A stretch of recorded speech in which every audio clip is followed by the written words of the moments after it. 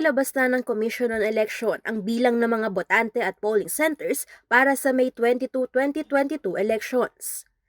Sa datos ng COMELEC, aabot sa higit 7.2 milyong katao ang inaasahang boboto sa darating na halalan.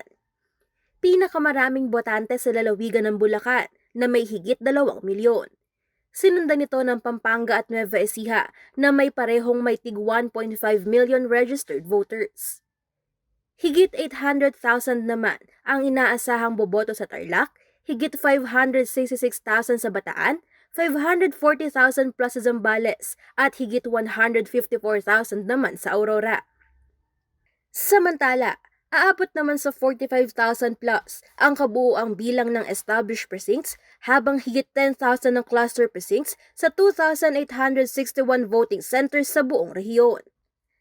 Mayroong 3,102 na barangay sa 7 probinsya ng Central Luzon. 130 naman ng bilang ng munisipalidad. 11 ang component city sa rehiyon. Ito ang Balanga sa Bataan, Cabanatuan, Gapan, Muñoz, Palayan at San Jose sa Nueva Ecija, San Fernando sa Pampanga, San Jose del Monte, May Kawayan at Malolos sa Bulacan at Tarlac City sa Tarlac. Habang 2 naman ang highly urbanized city, ang Angeles City at Olongapo City. Angelica Cara, CLTV News.